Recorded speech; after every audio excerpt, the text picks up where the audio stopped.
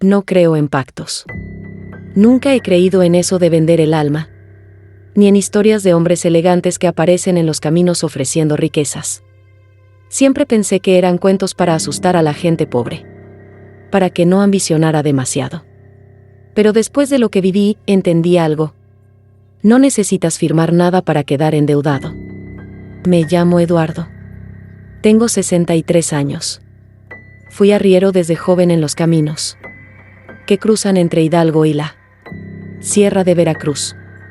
En aquellos tiempos, antes de que las carreteras se modernizaran, muchos trayectos todavía se hacían por brechas de terracería. Y era en esos caminos donde se escuchaba hablar de él. De él.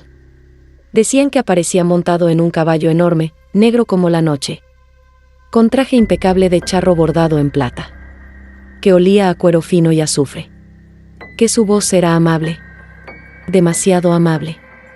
Yo tenía 25 años cuando lo vi por primera vez. En ese entonces pasaba por un mal momento. Mi padre había muerto y me dejó deudas. Mi madre estaba enferma. Yo trabajaba día y noche, pero el dinero no alcanzaba. Había noches en que me acostaba con rabia, preguntándome por qué algunos nacían con todo y otros apenas sobrevivíamos. Esa fue mi debilidad. Una tarde regresaba solo, después de entregar mercancía en un rancho alejado. El sol ya estaba bajando, tiñendo el cielo de naranja oscuro. Mi caballo iba cansado. El camino estaba desierto. Entonces escuché el trote. No era el mío. Venía detrás de mí. Al principio pensé que era otro arriero. Pero el sonido era distinto. Más pesado. Más firme. Volteé. Y lo vi. Venía a unos 30 metros.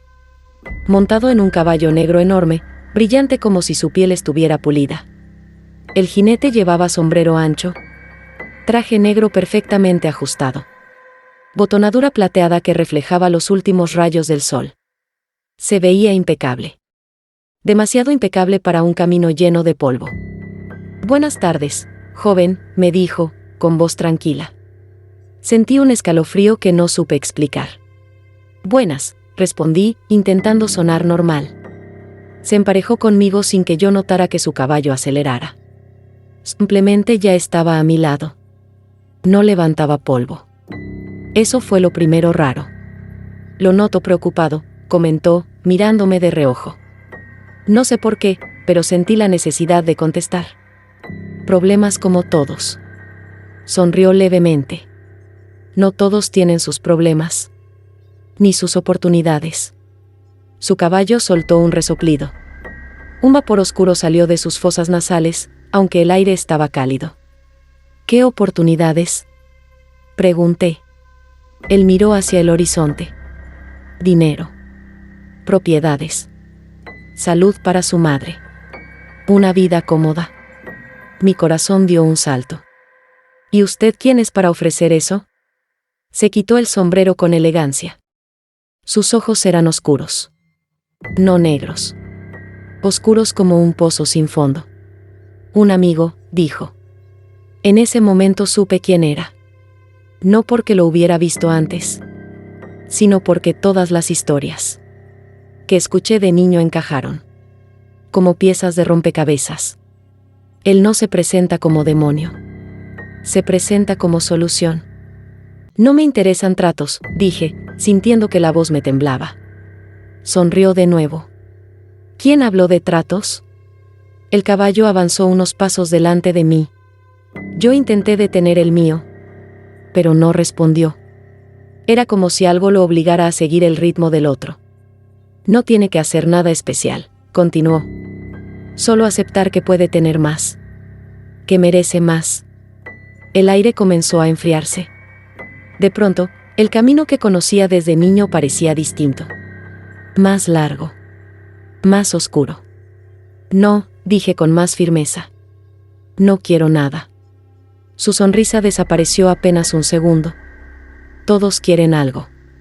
Guardé silencio. Pensé en mi madre tosiendo por las noches. En las cuentas sin pagar. En el cansancio constante. Y durante un instante, dudé. Eso fue suficiente. El caballo negro relinchó fuerte. Un sonido profundo, casi humano. No hace falta que respondas ahora, dijo él. Te encontraré cuando estés listo. En ese momento, el cielo se oscureció de golpe. Como si el sol hubiera sido apagado. Parpadeé. Y ya no estaba. El camino volvió a la normalidad. Mi caballo empezó a sudar como si hubiera corrido kilómetros. Esa noche no dormí. Pasaron semanas. Nada ocurrió. Empecé a convencerme de que había sido una alucinación por el cansancio. Y entonces comenzaron los cambios. Un cliente importante me ofreció un contrato fijo. Empecé a ganar más dinero. Un médico en la ciudad aceptó atender a mi madre a bajo costo. Su salud mejoró notablemente. Mi vida empezó a acomodarse. Yo no había aceptado nada. Oh sí. El pensamiento me perseguía. Cada vez que algo bueno ocurría, recordaba sus palabras. No hace falta que respondas ahora. Un año después, ya tenía un pequeño terreno propio. Estaba comprometido para casarme. Todo parecía encaminarse bien. Hasta la noche en que volvió. Regresaba tarde de una reunión. El camino estaba vacío. La luna apenas iluminaba. Y escuché el trote. Esta vez no hubo sorpresa. Ya sabía quién era. Se colocó frente a mí, bloqueando el camino. Veo que has prosperado, dijo con tono amable. Yo no acepté nada, respondí de inmediato. Sonrió, pero esta vez había algo frío en su expresión. Aceptaste cuando dudaste. Sentí que el aire me faltaba. Yo nunca hice ningún trato. Se inclinó ligeramente hacia mí. El deseo es la firma. El caballo negro golpeó el suelo con fuerza. Donde su casco tocaba la tierra, el polvo se oscurecía. Es hora de equilibrar las cosas. El frío regresó, más intenso que la primera vez. ¿Qué quiere? Pregunté. Nada que no me corresponda. En ese instante escuché un grito lejano. Venía del pueblo. Un presentimiento horrible me atravesó. Espoleé mi caballo y logré pasar a su lado. No intentó detenerme. Solo escuché su voz detrás de mí. Todo tiene precio. Cuando llegué a casa, mi madre estaba en el suelo. Sin vida. El médico dijo que fue el corazón. Que era algo que podía pasar en cualquier momento. Pero yo supe. Supe que ese era el cobro. Desde entonces, cada logro en mi vida vino acompañado de una pérdida. Un negocio que crecía. Y un amigo que se alejaba. Una ganancia inesperada. Y un accidente. Una buena racha. Y una traición. Nunca volvió a hablarme directamente. Pero lo he visto. A lo lejos, en los caminos solitarios. Montado en su caballo imposible. Observando. Él no siempre necesita que aceptes con palabras. Solo necesita que desees con suficiente fuerza. Hoy vivo modestamente por elección. Rechazo oportunidades que parecen demasiado perfectas. Desconfío de la buena suerte repentina. Porque aprendí algo que nadie me enseñó. A veces el pacto no se firma con tinta. Se firma con ambición. Y cuando escuches un caballo trotando detrás de ti en un camino vacío, no pienses primero en dinero. Piensa en que estarías dispuesto a perder. Porque aunque digas que no, si en tu corazón respondes que sí, él lo sabrá. No me gusta hablar de esto. Tengo 59 años. Soy originario de un pueblo pequeño en la Sierra Norte de Puebla. Y durante mucho tiempo, intenté convencerme de que lo que viví fue producto del miedo. De la imaginación de un muchacho que creció escuchando historias alrededor del fogón. Pero no fue así. Lo que escuché aquella noche no era un cuento. Y lo que vi, tampoco. Crecí oyendo la leyenda de... En mi pueblo no la contaban como una simple historia para asustar niños. La decían con respeto. Los viejos bajaban la voz cuando pronunciaban su nombre. No era un fantasma. Era ella. Mi abuela decía que no era buena idea andar cerca del río después de las 11. Que cuando el aire se ponía frío sin razón y los perros empezaban a gemir, era porque algo estaba caminando entre los sauces. Yo tenía 17 años cuando decidí comprobar que todo eso eran tonterías. En ese tiempo trabajaba ayudando a mi padre en el campo. Éramos pobres, pero vivíamos tranquilos. El río pasaba a unos 20 minutos de la casa, cruzando una vereda de tierra que en temporada de lluvia se volvía lodo espeso. Esa noche había luna llena. Recuerdo que discutí con mi padre por algo insignificante. Yo quería irme a la ciudad, él decía que allá uno se pierde. Salí molesto, sin rumbo fijo, y mis pasos me llevaron justo hacia el río. No tenía miedo. Al contrario, sentía una especie de desafío. El agua bajaba con poco caudal, clara, reflejando la luna. Me senté en una piedra grande y me quedé, escuchando el sonido del agua chocando contra las rocas. Fue entonces cuando lo oí. Al principio pensé que era el viento. Un sonido largo, quebrado, como si alguien intentara hablar mientras lloraba. No era un grito fuerte. Era un lamento profundo. ¡Ay! Mis hijos. Se me erizó la piel. El sonido no venía de un punto fijo. Parecía recorrer la orilla del río, como si quien lo emitía caminara lentamente. Yo me levanté. Mi orgullo pudo más que el miedo. ¿Quién anda ahí?, grité. Silencio. El río seguía su curso normal. Los grillos cantaban. Pensé que tal vez alguien del pueblo quería asustarme. Di unos pasos hacia la zona donde el lamento parecía haber surgido. Entonces volvió a escucharse. Pero esta vez más cerca. ¡Ay! Mis hijos. No era un llanto humano común. Tenía algo hueco, como si resonara dentro de un pozo. Mi pecho empezó a sentirse pesado. Y fue cuando la vi. Entre los sauces, donde la sombra era más espesa, había una figura blanca. No caminaba exactamente. Se deslizaba. El vestido parecía antiguo, largo, arrastrándose sobre la tierra húmeda. El cabello le cubría el rostro. No vi sus pies. Eso es algo que nunca he olvidado. No vi sus pies tocar el suelo. Quise correr, pero mis piernas no respondían. Sentía que el aire se había vuelto más denso, como si estuviera bajo el agua. Ella levantó ligeramente la cabeza. No pude distinguir su rostro con claridad. Era como si la oscuridad lo cubriera aunque la luna iluminaba todo alrededor. Y entonces el llanto cambió. Ya no era un lamento lejano. Era un sollozo directo, como si estuviera frente a mí. ¿Dónde están? La voz no salió de su boca. La escuché dentro de mi cabeza. Eso fue lo que me rompió. Caí de rodillas. No sé cuánto tiempo estuve así. Recuerdo que el frío era insoportable. Un frío que no tenía sentido en una noche templada de verano. De pronto, sentí que algo rozó mi hombro. Un toque ligero. Cuando levanté la mirada, la figura estaba a menos de 2 metros. El aire olía a agua estancada y tierra vieja.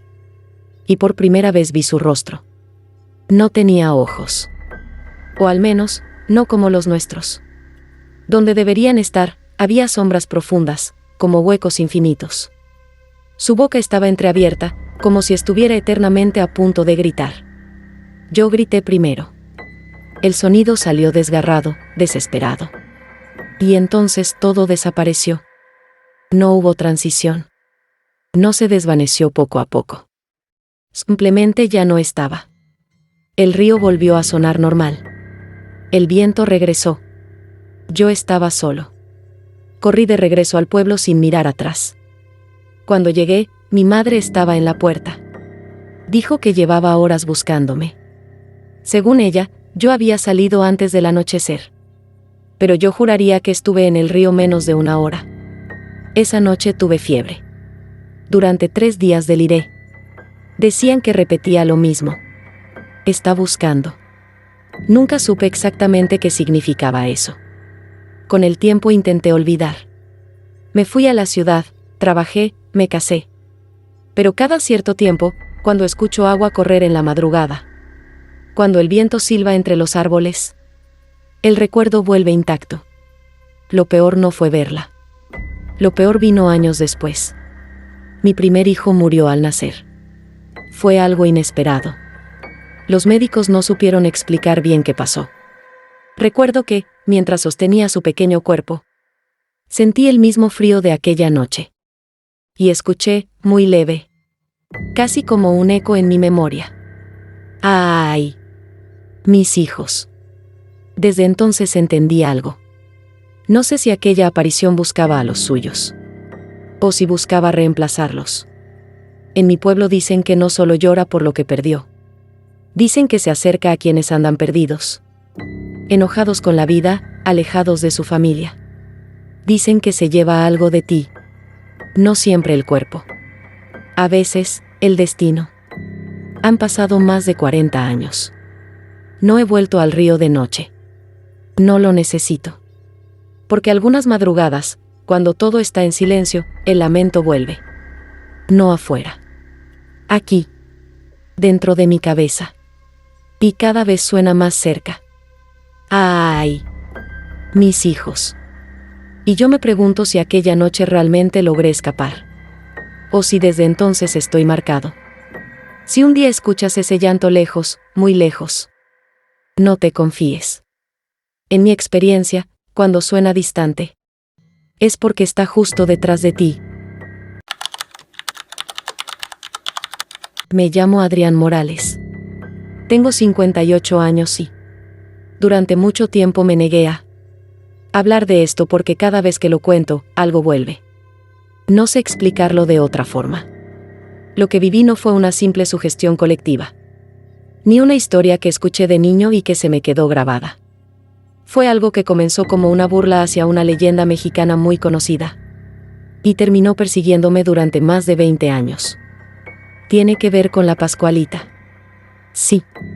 La famosa novia del aparador. Pero no ocurrió en Chihuahua, donde nació la historia original. O al menos eso creía al principio. Cuando yo tenía 22 años. Trabajaba como ayudante en una tienda de ropa en el centro de la ciudad. No diré cuál, porque todavía existe. Mi jefe era un hombre obsesionado con la decoración. Le encantaban los maniquíes realistas. Decía que mientras más humanos parecieran, más atraían clientes. Un día llegó emocionado. Conseguí una pieza única, nos dijo. Venía envuelta en plástico. Grueso. Pesada. Más de lo que uno imaginaría. Para un simple maniquí.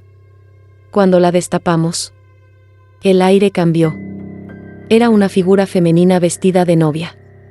Piel pálida. Cabello oscuro natural, no plástico. Pestañas reales. Y las manos. Las manos eran lo más perturbador. Tenían líneas. Pliegues. Uñas ligeramente amarillentas. Como si pertenecieran a alguien que alguna vez respiró. Uno de los empleados bromeó. Parece la Pascualita. Y todos nos reímos. Pero yo no. Porque había algo en su mirada que no estaba bien. Yo era el encargado de cerrar la tienda. Eso significaba apagar luces, revisar cajas y asegurar vitrinas. La primera noche que me quedé solo con ella fue cuando empezaron los detalles extraños. Antes de apagar las luces, la acomodé mirando hacia la calle. Al volver del almacén, estaba ligeramente girada hacia el interior. Pensé que la había movido sin darme cuenta. La volví a acomodar. Cuando cerré y bajé la cortina metálica, juraría que escuché un golpe suave contra el vidrio del aparador. Como si alguien tocara desde adentro. No regresé a verificar. Con los días, comenzaron los comentarios. Clientes que decían que la novia parecía parpadear. Una señora que juró que le vio los labios cambiar de posición. Un niño que lloró al verla y gritó, «No quiere estar aquí». Mi jefe lo atribuía a publicidad gratuita. Entre más miedo, más curiosidad. Pero nosotros, los empleados, empezamos a notar cosas. A veces aparecía un ligero vapor en el interior del vidrio del aparador. Como si alguien hubiera respirado muy cerca. Y una mañana, encontramos una marca en el cristal. No era una mancha. Era la huella completa de una mano desde adentro. Nadie había entrado en la noche. Las cámaras no mostraban movimiento. Todo cambió cuando decidimos hacer una broma. Fue idea mía.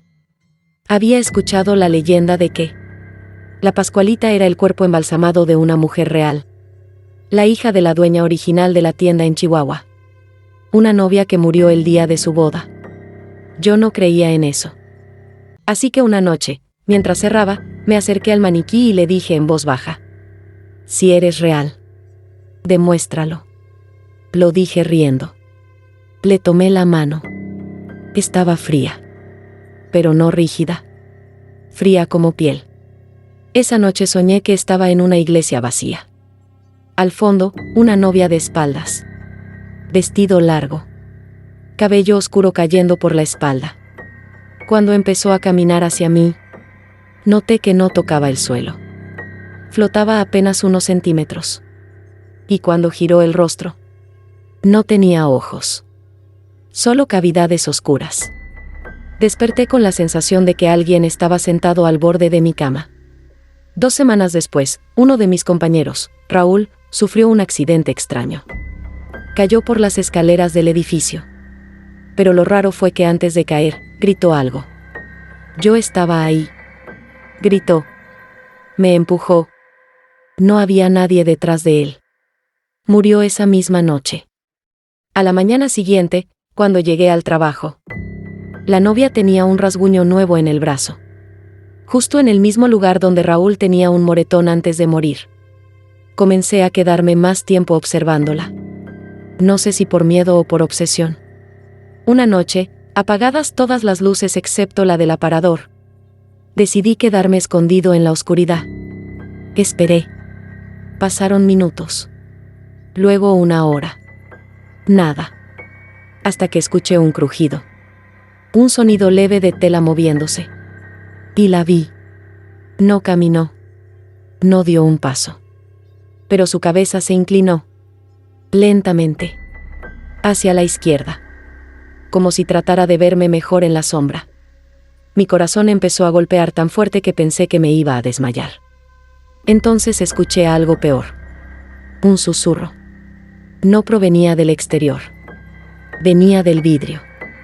Una voz femenina, apenas audible. No debiste tocarme.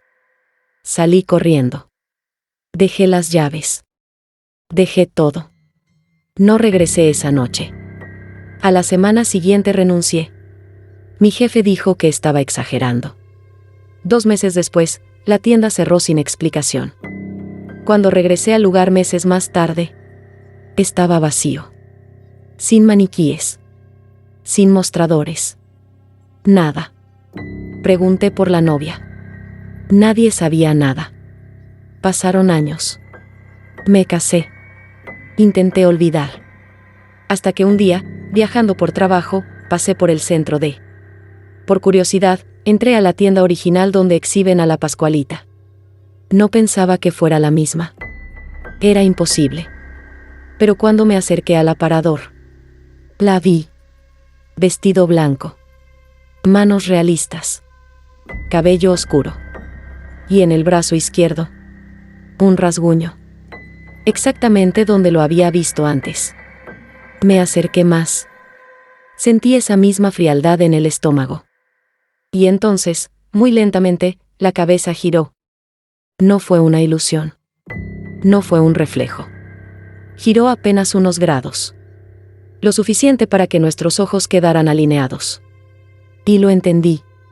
No era una sola. No es un solo maniquí. Es algo que ocupa el lugar que le den. Un cuerpo. Un molde. Una figura. Pero siempre es ella. Desde ese viaje, cada cierto tiempo encuentro algo extraño en mi casa. Un vestido blanco colgado donde no debería estar. Un mechón de cabello oscuro en el lavabo. Marcas en el espejo como si alguien hubiera apoyado la frente contra él. Y hace un año, mi esposa compró un maniquí pequeño para exhibir ropa en su negocio. Yo no sabía.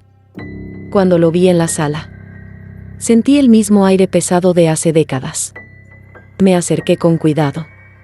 No era una novia. Era una figura simple. Pero tenía las manos detalladas. Demasiado detalladas. Y cuando la toqué, estaba fría, como piel. Esa noche soñé otra vez con la iglesia. Pero esta vez no estaba solo. Yo estaba vestido de traje, y ella caminaba hacia mí por el pasillo, con ojos, sonriendo, no como algo maligno, sino como alguien que finalmente encontró lo que buscaba.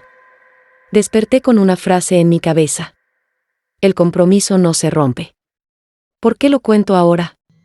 Porque ayer encontré una caja en el almacén de mi esposa. Dentro había un vestido blanco que ella jamás compró. Y debajo del vestido, un velo. Largo. Antiguo. Con una pequeña mancha oscura en la tela. Cuando lo levanté, algo cayó al suelo. Una tarjeta vieja. Decía: gracias por tocarme. No sé si lo que habita esos maniquíes busca compañía. Un reemplazo. O simplemente alguien que la mire demasiado tiempo. Solo sé que si alguna vez entras a una tienda y sientes que la figura del aparador te sigue con la mirada, no la toques, no le hables. Y sobre todo, no le hagas promesas en voz alta. Porque hay compromisos que no terminan con la muerte. Y algunas novias nunca dejan de buscar esposo. Lo que voy a contar no lo hago para hacerme famoso ni para asustar por gusto. Lo hago porque, desde hace años, no he podido volver a dormir tranquilo. Y porque tal vez alguien más en Oaxaca de Juárez esté pasando por lo mismo. Si eres de Oaxaca, seguramente has escuchado hablar del Callejón del Muerto. No el que sale en los folletos turísticos. No el que enseñan en los recorridos nocturnos del centro. Hablan de otro. Uno que no aparece en los mapas. Uno que, según los viejos del barrio de Xochimilco, solo se deja ver cuando alguien está destinado a encontrarlo. Yo no creía en eso. Hasta que lo caminé. Esto pasó cuando tenía 27 años. Trabajaba como fotógrafo independiente. Me gustaba retratar calles antiguas, puertas viejas, balcones coloniales del centro de Oaxaca de Juárez. Una noche, después de cubrir un evento, decidí caminar solo. Eran casi las 2:30 de la madrugada. El centro estaba casi vacío, apenas iluminado por faroles amarillentos. Había tomado varias fotos cerca del templo de Santo Domingo de Guzmán. El silencio era profundo, pero agradable. Fue entonces cuando un señor mayor, sentado en una banca, me dijo algo que no pedí escuchar.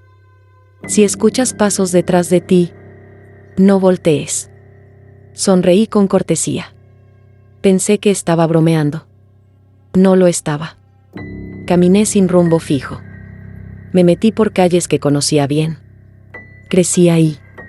Sabía dónde estaba cada esquina. Pero, al doblar por una calle que juraría haber recorrido cientos de veces, vi algo diferente. Un callejón angosto. No recordaba que estuviera ahí. Era oscuro, más que el resto de la calle. No tenía letrero. Solo un arco antiguo de cantera y una entrada estrecha. Saqué mi cámara. Pensé que sería una buena foto. Entré. El aire cambió de inmediato. Más frío. Más denso. Como si hubiera entrado a un cuarto cerrado. El callejón parecía más largo de lo que debería. Las paredes estaban húmedas. Las ventanas cerradas. Avancé unos pasos. Y escuché el primero. Tac. Tac. Tac. Pasos detrás de mí. Lentos. Sin prisa. Me detuve. Los pasos también. Recordé al anciano. No voltees. Tragué saliva y seguí caminando. Los pasos continuaron. El callejón parecía no terminar nunca. No había salida visible. Comencé a sentir que algo estaba mal. Miré hacia adelante buscando la luz del final. Pero no había final. Solo oscuridad. Los pasos detrás de mí se hicieron más rápidos. Tac. Tac. Tac. Tac. Sentí la respiración en mi nuca. Y cometí el error. Volteé. No había nadie. Pero el sonido seguía ahí. Justo detrás de mí. Retrocedí un paso. Entonces lo vi. No detrás. Delante. A unos 10 metros. Un hombre de pie. Vestido completamente de negro. Sombrero ancho. Manos a los costados. No tenía rostro. Donde debería haber ojos, nariz, boca. Solo había piel lisa. Sin facciones. Sentí que el estómago se me vaciaba. Intenté correr hacia atrás. El callejón había desaparecido. Solo había pared. El hombre comenzó a caminar hacia mí, sin hacer ruido. Pero los pasos seguían sonando detrás de mí, como si hubiera otro. O muchos. Escuché una voz. No venía del hombre sin rostro. Venía de todas partes. No debiste mirar. Sentí que el suelo vibraba. Las paredes parecían cerrarse. Intenté gritar. No salió sonido. El hombre levantó la mano y señaló mi rostro. Sentí un ardor en la cara, como si algo invisible me estuviera tocando. Y entonces, todo se apagó. Desperté en mi cama. Eran las 3:33 de la madrugada. Pensé que había sido una pesadilla. Hasta que fui al baño. Y vi mi reflejo. Mi cara estaba normal. Pero al parpadear, por un segundo, mi reflejo no tenía ojos. Solo piel lisa. Caí al suelo. Encendí todas las luces de la casa. No volví a dormir. Durante la semana siguiente comencé a investigar. Hablé con vecinos mayores del barrio de Xochimilco. Uno de ellos me contó que hace décadas se hablaba de un callejón que aparecía y desaparecía. Que varias personas habían desaparecido caminando solas de madrugada. Y que los pocos que regresaban volvían marcados. Le pregunté qué significaba eso. Me respondió que ya no caminan solos. 3 noches después lo confirmé. Estaba en mi sala. Eran casi las 2:30. Y escuché pasos en el pasillo. Tac, tac, tac. Lentos. Idénticos a los del callejón.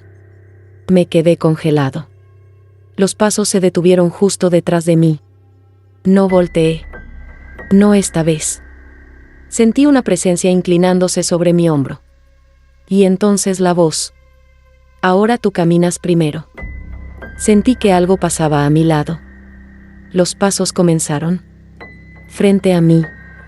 Cruzaron la sala. Se metieron en mi cuarto. La puerta se cerró sola. A la mañana siguiente encontré algo en el espejo. Una huella. Como si alguien hubiera presionado su mano contra el vidrio. Pero la forma era extraña. Tenía 5 dedos. Pero demasiado largos. Y al centro, donde debería ir la palma, no había nada. Solo un hueco. No volví a salir de noche por semanas. Pero una tarde, mientras tomaba fotos cerca del templo de Santo Domingo de Guzmán, vi al anciano otra vez. El mismo de la banca. Me miró fijamente. ¿Ya entraste? No preguntó. Afirmó. Asentí.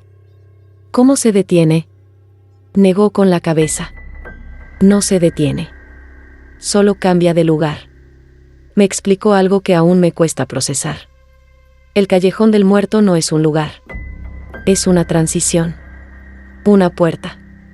Y cuando alguien entra y rompe la regla, algo sale con él. Desde entonces los pasos no se han ido. No siempre los escucho.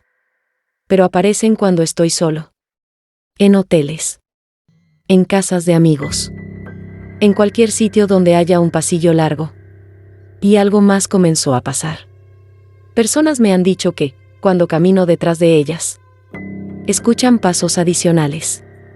Como si alguien viniera justo detrás de mí. Una vez, mi hermana volteó de repente mientras yo iba detrás de ella. Se puso pálida. Pensé que había otro contigo. No lo había. O eso quiero creer. Anoche ocurrió algo diferente.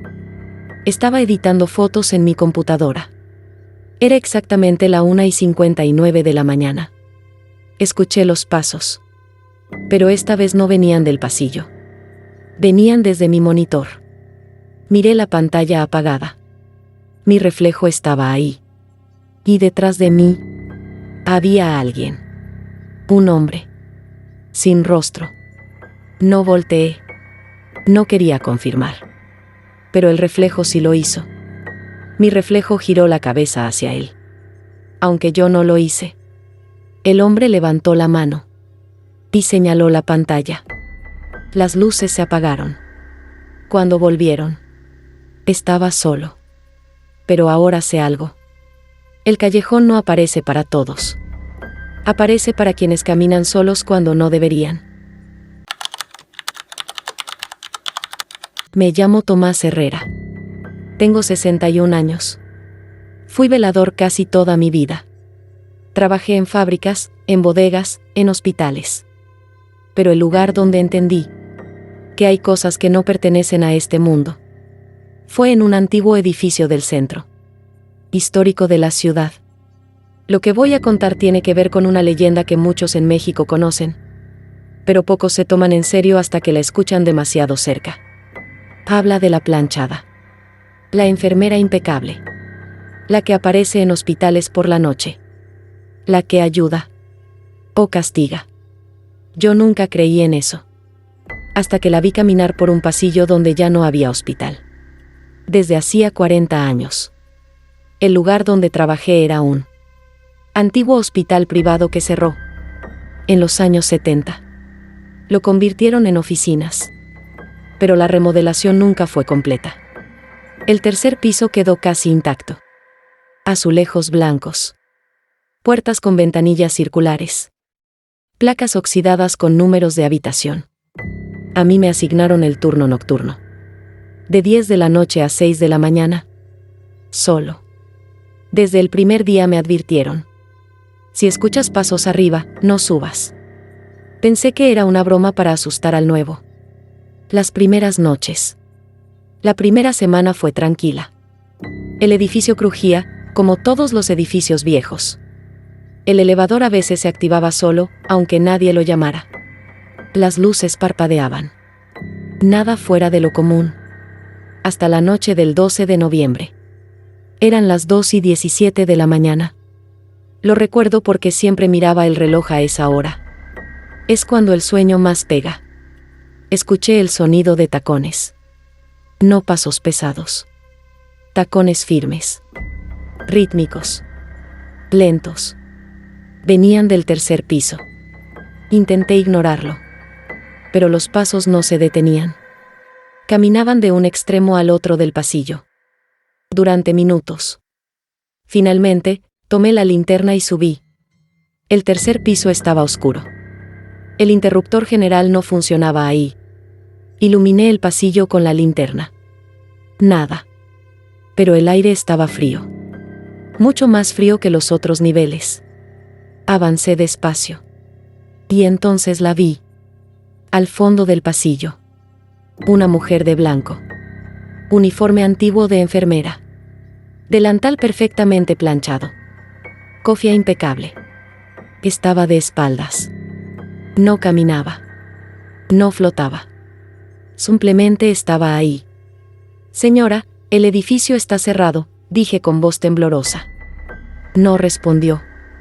Di un paso más. Los tacones sonaron otra vez. Pero ella no movía los pies. El sonido venía de todas partes. Como si el pasillo entero caminara. La figura comenzó a girar lentamente. No de golpe.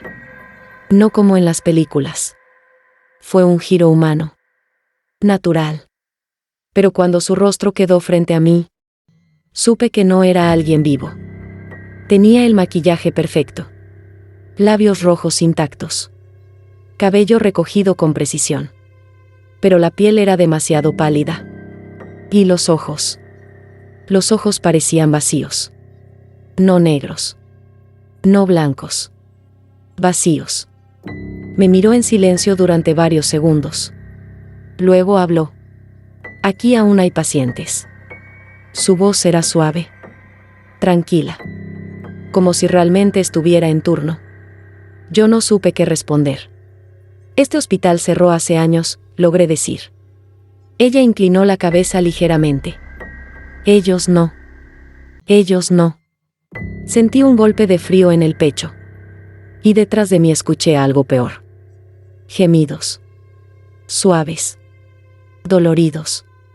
Como si varias personas respiraran con dificultad en habitaciones cerradas. Giré la linterna hacia las puertas. Las placas aún tenían números. Y debajo de algunas había sombras. Sombras moviéndose. No sé qué me dio por hacer lo siguiente. Quizá fue miedo. Quizá orgullo. Le dije. Aquí no hay nadie. En cuanto lo dije, la temperatura bajó de golpe. La mujer avanzó un paso. Y por primera vez sus zapatos tocaron el suelo. Tac. Tac. Tac. Se detuvo a menos de 2 metros. No mientas en mi hospital. Su voz ya no era suave. Era firme. Autoritaria. Sentí un dolor agudo en el brazo izquierdo. Miré hacia abajo. Había una marca roja apareciendo en mi piel. Como una quemadura en forma de mano. Intenté retroceder. Pero el pasillo parecía más largo. Las puertas más lejanas. Y los gemidos más fuertes. Ella levantó una libreta que no había notado antes. Pasó una página. Tomás Herrera, leyó. Sentí que las piernas me fallaban. No estás en la lista, aún. Lo último que recuerdo es que la luz de mi linterna comenzó a parpadear. Y los gemidos se transformaron en gritos. Desperté en la planta baja. Eran las 5:58 de la mañana. Mi linterna estaba apagada. Mi radio en el suelo. Pensé que había sido una pesadilla. Hasta que me quité la camisa en el baño. La marca seguía ahí. La huella de una mano perfecta. Como si alguien hubiera presionado con fuerza. Días más tarde investigué el antiguo hospital. Encontré archivos viejos. Historias de una enfermera extremadamente estricta. Perfeccionista. Obsesionada con el orden. Decían que murió de forma inesperada. Algunos aseguraban que fue por desamor. Otros que se suicidó tras un error médico que no pudo perdonarse. Desde entonces, varios pacientes afirmaron verla por las noches. Unos decían que les acomodaba las sábanas. Otros que les inyectaba algo que los hacía dormir para siempre. Ahí entendí algo. No se aparece solo en hospitales activos. Se aparece donde hubo pacientes que no terminaron su tratamiento. Donde quedó dolor. Pensé que fue único. Hasta que un mes después, exactamente a las 2:17 de la mañana, el elevador volvió a activarse. Subió solo al 3er piso. Las puertas se abrieron. Y bajó. Vacío. Pero cuando se detuvo frente a mí, ella estaba dentro. Mirándome. Aún no, dijo. Las puertas se cerraron. El elevador volvió a subir. Y nunca más volvió a funcionar. 1 año después demolieron el lugar. Yo renuncié antes. No quise estar ahí cuando lo derribaran. Pero el día que comenzaron las obras, uno de los trabajadores cayó desde el 3er nivel. Murió al instante. Dicen que antes de caer gritó: «La enfermera». Desde entonces no trabajo de noche. Pero a veces, cuando me enfermo y voy a un hospital, siento que alguien acomoda las sábanas con demasiada precisión. Una vez desperté y mi bata estaba perfectamente doblada sobre la silla. Y anoche, mientras estaba en urgencias por un problema de presión, escuché tacones en el pasillo. Tac, tac, tac. Nadie más pareció notarlo. Y cuando la vi pasar frente a la puerta, su uniforme estaba impecable. Pero tenía una pequeña mancha roja en el guante izquierdo. Se detuvo. Giró el rostro hacia mí. Y sonrió levemente. Como quien revisa a un paciente que aún no es turno de alta. No sé si algún día apareceré en su libreta. No sé si realmente ayuda. O solo mantiene el orden entre los que no debieron quedarse. Solo sé algo. Si alguna vez estás en un hospital mexicano, de madrugada, y escuchas tacones firmes caminando por el pasillo, no digas que no hay nadie. Porque para ella, siempre hay pacientes. Voy a contarte esto como me lo contó mi abuelo, y como yo mismo lo viví después. Si estás escuchando esto de noche, tal vez entiendas un poco mejor lo que sentí. Yo nací y crecí en Acapulco, cuando todavía no todo eran hoteles de lujo ni turistas tomando fotos al atardecer. Mi familia vivía en la parte vieja del puerto, cerca de los cerros y no tan lejos de la bahía. Desde niño escuché historias del mar, pero había una que siempre me daba escalofríos. La leyenda de la Roqueta. No la isla como destino turístico, sino lo que, según los pescadores viejos, habita en sus aguas cuando cae la noche. Mi abuelo decía que, mucho antes de que los ferries llevaran visitantes a la isla de la Roqueta, los pescadores evitaban acercarse a ciertos puntos del mar profundo. No por tiburones, no por corrientes, sino por la mujer que canta. No era la Llorona. No era una sirena como las de los cuentos. Era algo más antiguo. Algo que, según los viejos, se aparecía solo a los hombres que salían solos al mar después de la medianoche. Yo me burlaba. Hasta que cumplí 22 años. En esa época trabajaba, ayudando a un primo que tenía una lancha para paseos turísticos por la bahía de. Durante el día todo era risas, fotos, música. Pero en temporada baja, cuando no había turistas, yo salía a pescar de madrugada para sacar algo extra. Esa fue mi primera equivocación. La noche que cambió todo era pesada. No había luna. El mar estaba demasiado tranquilo, como una lámina negra. Salí solo. Recuerdo que mientras me alejaba del muelle, las luces del puerto parecían pequeñas estrellas detrás de mí. El aire olía a sal y a algo más, algo metálico. Llegué cerca del perímetro de la Roqueta. No demasiado lejos, pero sí lo suficiente como para no escuchar nada de la ciudad.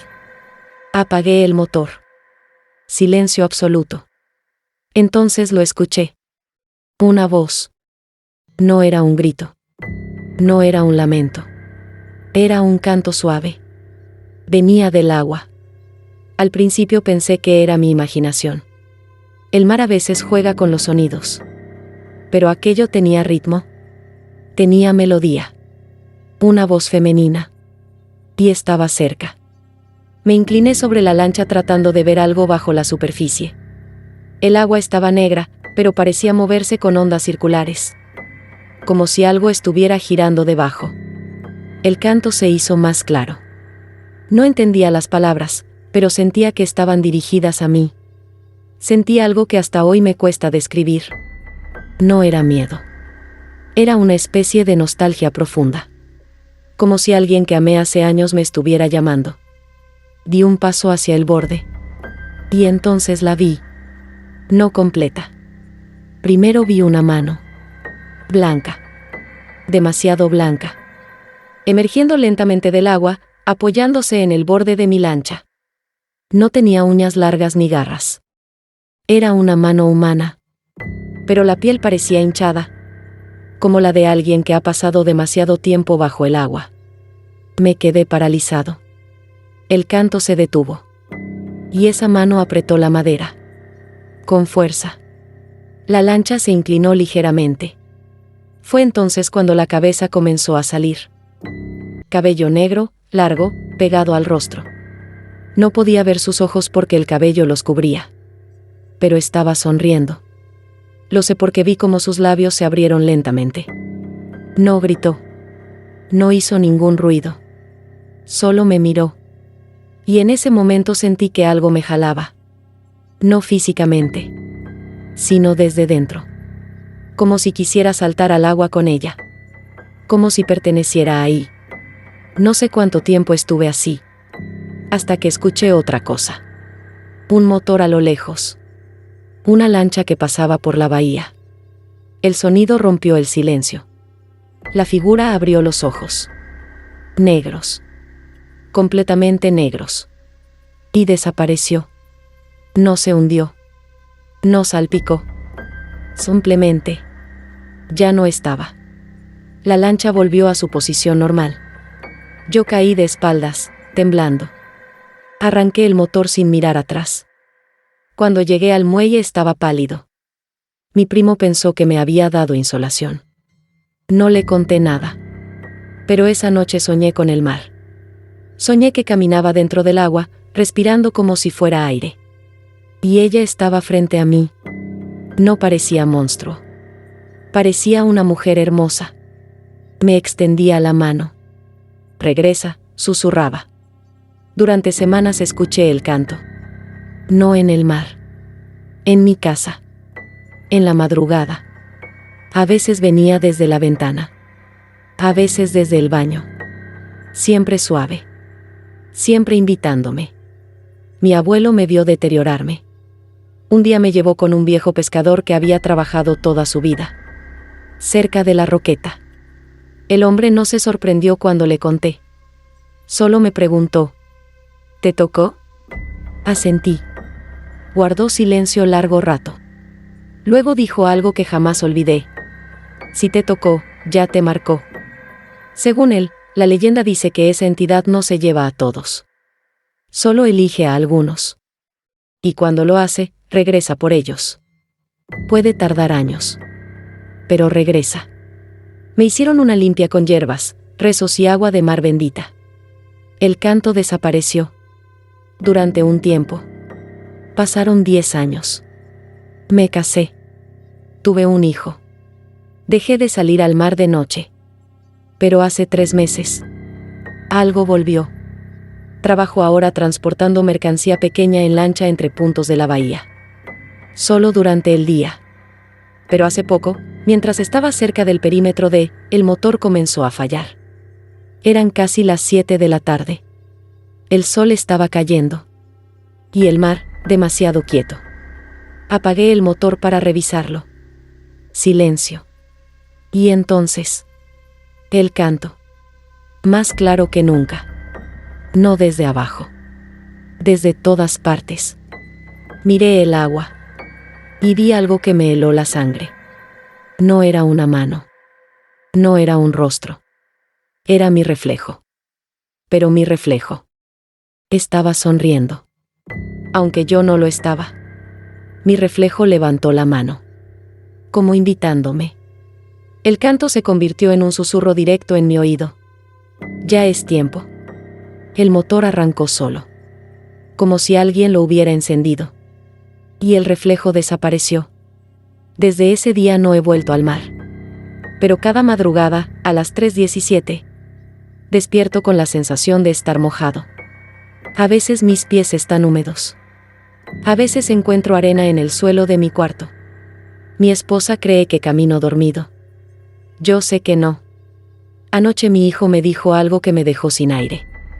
Me preguntó: papá, ¿quién es la señora que canta afuera? No vivimos cerca del mar. Vivimos a 20 minutos de la costa. Y aún así, anoche, mientras todos dormían, escuché claramente el sonido de olas rompiendo contra roca. Abrí la ventana. Y por un segundo, lo juro por mi vida, el aire olía a sal. Si algún día visitas y decides ir en lancha al atardecer cerca de la roqueta, y el mar está demasiado tranquilo, no apagues el motor. Y si escuchas un canto suave, aunque suene hermoso, no mires al agua.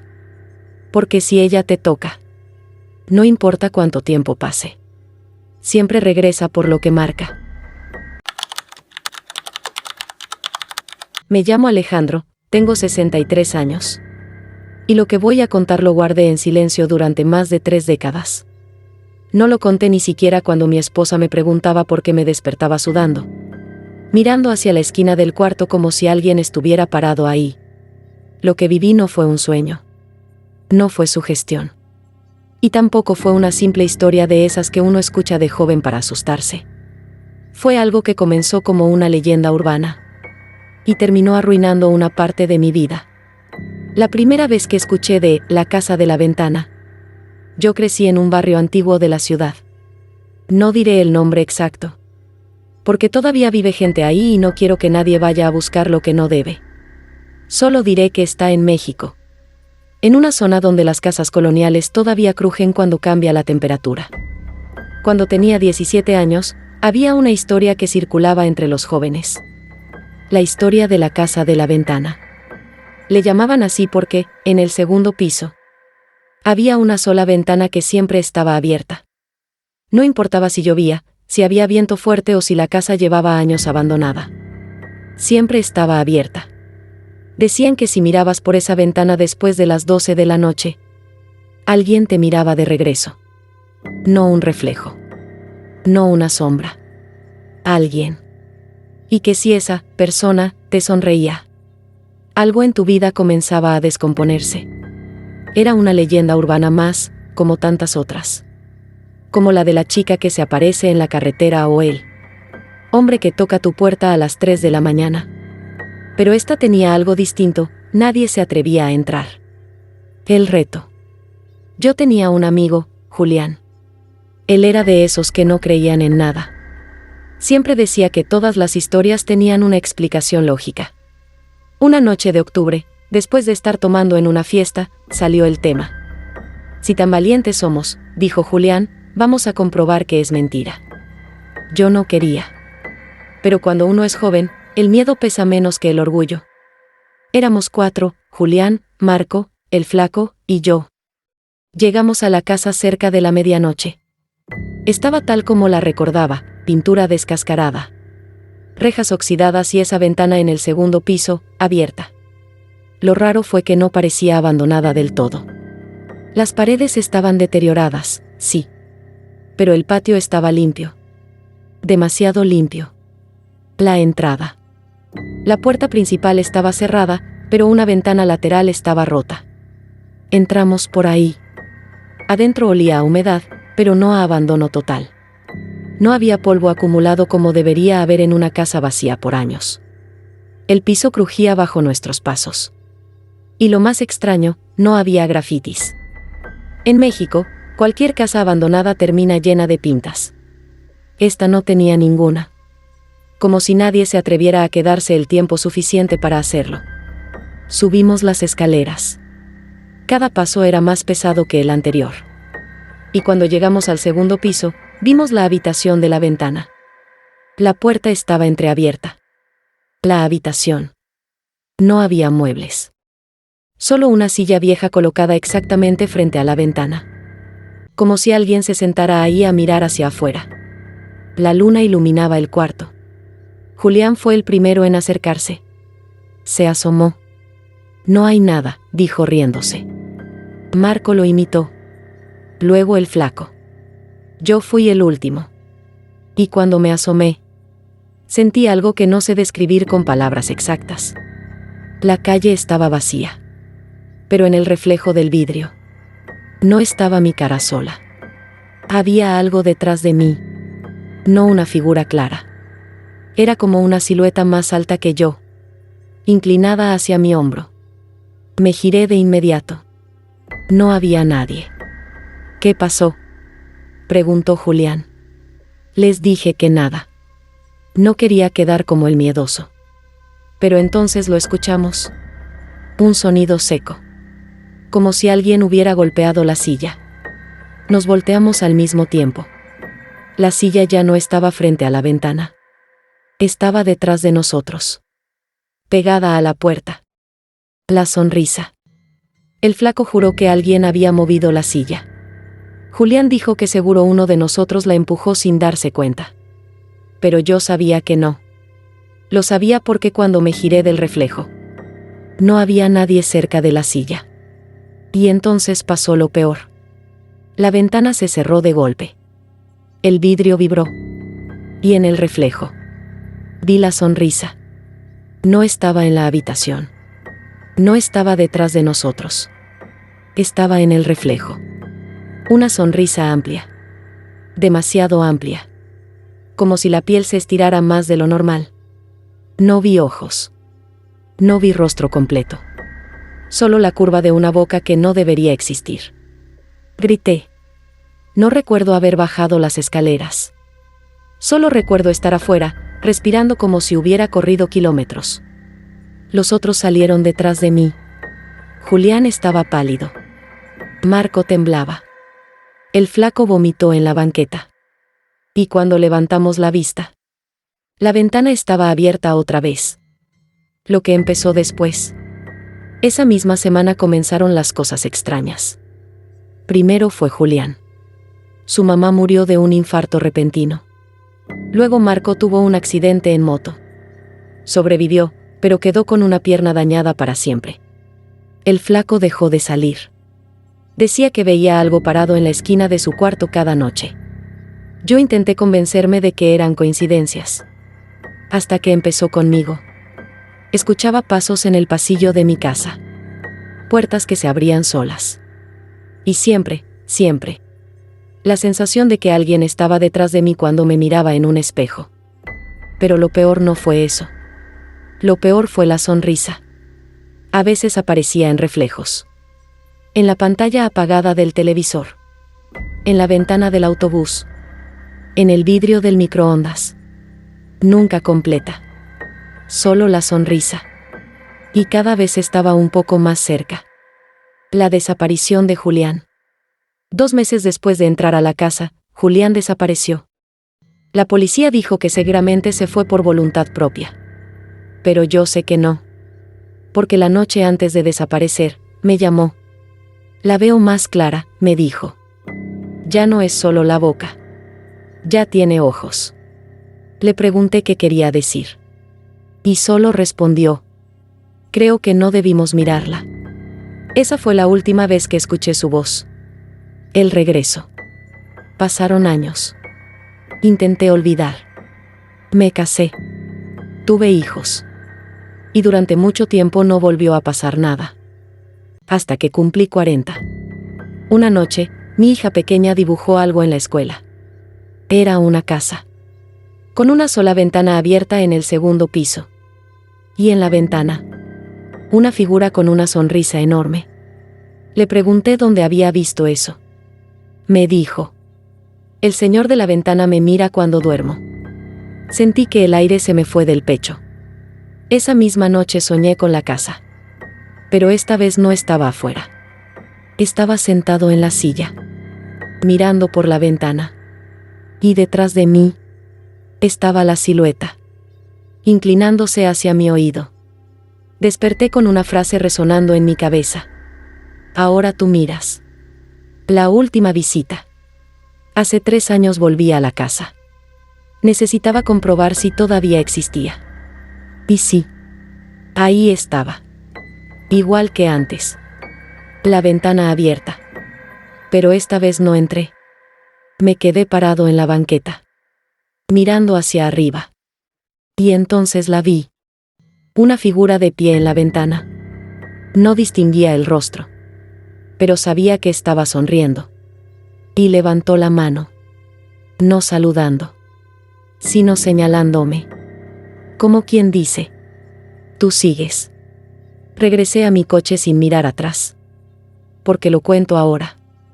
Porque desde hace semanas, mi nieto habla solo en su habitación. Dice que juega con el señor que sonríe. Dice que le gusta mirar por la ventana. Y lo más aterrador es que en su cuarto, la ventana amaneció abierta. Aunque yo mismo la cerré antes de dormir. No sé cuánto tiempo más pueda ignorarlo. No sé si esto termina conmigo. O si empezó algo que pasa de generación en generación. Como un eco. Solo sé que si alguna vez escuchas hablar de una casa con una sola ventana abierta, no mires. Porque no sabes que puede estar mirando de regreso. Y si un día, en un reflejo, ves una sonrisa que no es tuya, no parpadees. Tal vez cuando vuelvas a abrir los ojos, ya estés sentado frente a la ventana. Me llamo Rodrigo Salcedo. Tengo 65 años y durante mucho tiempo trabajé como trailero, recorriendo carreteras de todo México. He manejado bajo tormentas eléctricas, entre neblina espesa, por caminos donde ni la señal del radio entra. Nunca le tuve miedo a la carretera. hasta aquella noche en la que me encontré con. Yo siempre pensé que esa era una historia para asustar niños. Un jinete elegante que aparece en caminos solitarios, ofrece riquezas, favores. Y se lleva algo a cambio. Eso decían. Yo no creía en pactos ni en demonios vestidos de gala. Pero esa noche, él sí creyó en mí. Tenía 34 años cuando pasó. Mi esposa estaba enferma. Mis hijos eran pequeños. Las cuentas se acumulaban. Había aceptado viajes dobles, sin descanso. Dormía en el camarote del tráiler apenas 2 o 3 horas por noche. Esa madrugada conducía por una carretera antigua entre cerros. Poco transitada, de esas que los mapas nuevos ya ni marcan. Era cerca de la 1 de la mañana. La radio solo emitía estática. El cielo estaba despejado. Pero la luna apenas iluminaba lo suficiente para ver la línea blanca del asfalto. Fue entonces cuando lo vi. A lo lejos, en medio de la carretera, había una silueta. Al principio pensé que era un caballo suelto. Reducí la velocidad. Pero cuando me acerqué, distinguí mejor la figura. Un hombre montando un caballo negro. Completamente negro. Sombrero ancho. Traje de charro impecable. Botas relucientes. En medio de la nada. Toqué el claxon. El caballo no se movió. El hombre levantó la mano, pidiendo que me detuviera. No sé por qué lo hice. Pero me orillé. El hombre se acercó despacio. El caballo no hacía ruido al caminar. Ni cascos contra el pavimento. Nada. Solo avanzaba. Cuando estuvo junto a mi ventana, levanté el vidrio. ¿Se le ofrece algo?, pregunté. Su voz era suave. Educada. Buenas noches, amigo. Parece que lleva prisa. Siempre, respondí intentando bromear. Sonrió. Pero su sonrisa era demasiado perfecta. La prisa trae deudas. Sentí un escalofrío. Solo trabajo, contesté. Él inclinó la cabeza. Y mucho. ¿Puedo ayudarle? No pregunté cómo sabía eso. No pregunté por qué estaba ahí. Simplemente lo escuché. Dinero. Salud. Tiempo, dijo. Lo que necesite. El viento comenzó a soplar de repente. Pero no movía su traje. Ni el crin del caballo. Nada es gratis, le dije. Su sonrisa se amplió apenas. Solo una pequeña promesa. Sentí que el aire se volvía pesado. ¿Cuál? El hombre acercó el rostro a la ventanilla. Y por primera vez vi sus ojos. No tenían pupila. Eran oscuros. Profundos. Como 2 huecos sin fondo. Cuando llegue el momento, no me niegue lo que le pida. Mi corazón empezó a latir fuerte. Pensé en mi esposa. En mis hijos. Pensé en las deudas. ¿Y si digo que no? El caballo resopló. Un sonido grave, extraño. Entonces seguiremos cada uno su camino, respondió tranquilo. Pero la carretera es larga. Y la suerte corta. No sé qué me poseyó. Quizá desesperación. Quizá cansancio. Pero dije, está bien. En cuanto lo dije, el aire volvió a moverse con normalidad. El hombre se enderezó. Nos veremos pronto, Rodrigo. Nunca le dije mi nombre. A partir de esa noche, todo mejoró. Mi esposa respondió al tratamiento. Me ofrecieron un contrato fijo mejor pagado. Las deudas comenzaron a disminuir. Era como si todo se acomodara. Yo intenté convencerme de que había sido coincidencia. Que aquel hombre fue un viajero extraño. Nada más. Hasta que comenzaron los sueños. Soñaba con un campo oscuro. Y el sonido lejano de un caballo galopando. Cada vez más cerca. Pasaron 3 años. Una noche, mientras conducía por otra carretera, vi algo en el espejo lateral. Un jinete. A la distancia. Siguiéndome. Aceleré. El motor rugía. Pero el caballo no se quedaba atrás. No corría. Solo estaba ahí. siempre a la misma distancia. Encendí la radio. Entre la estática, escuché una voz. Es momento. El tráiler comenzó a fallar. El tablero se apagó. Las luces murieron. El motor se detuvo en seco. Quedé en medio de la carretera. Oscuridad total. Y entonces lo escuché. Tac. Tac. Tac. Los cascos acercándose. El hombre se detuvo frente a mí. Bajé del tráiler sin saber por qué. No sentía miedo. Sentía resignación. Ha cumplido bien, dijo. ¿Qué quiere? Pregunté. Miró hacia el camarote del tráiler. Mi hijo mayor me acompañaba esa noche. Tenía 12 años. Dormía atrás.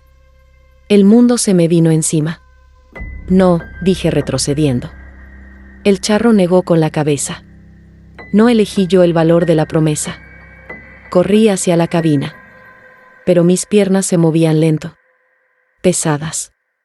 Como si el aire fuera agua. Escuché la puerta del tráiler abrirse sola. Mi hijo gritó.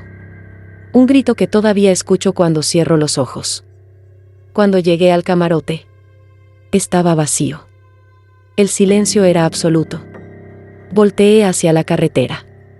El charro estaba de nuevo sobre su caballo. Y detrás de él, montado en otro caballo oscuro.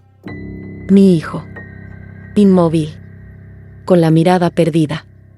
El pacto se cumple, dijo. Y desaparecieron en la oscuridad. La policía nunca encontró explicación. Dijeron que mi hijo bajó solo. Que alguien lo secuestró. Pero no había huellas. No había rastros. Solo marcas circulares en el asfalto. Como si algo caliente hubiera tocado el pavimento. Mi esposa nunca supo la verdad completa. ¿Cómo explicas que aceptaste un trato con algo que no entiendes?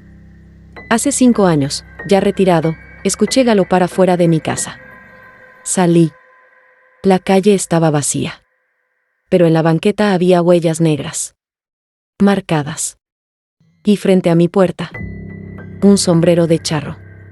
Perfectamente limpio. Lo recogí con manos temblorosas. Y una voz susurró detrás de mí. Aún me debes. Me giré. Nada. Pero en el reflejo de la ventana, vi al jinete. Observándome. Porque lo cuento. Porque la desesperación nubla el juicio. Porque cuando alguien vestido de elegancia te ofrece soluciones fáciles. En medio de la noche, no siempre es ayuda. A veces es una cuenta pendiente. Si alguna vez conduces por una carretera solitaria en México y ves un charro impecable a medianoche, no te detengas. No escuches. Y, sobre todo, no hagas promesas que no entiendes. Porque hay jinetes que no buscan tu dinero. Buscan algo mucho más valioso. Y siempre regresan por lo que se les debe.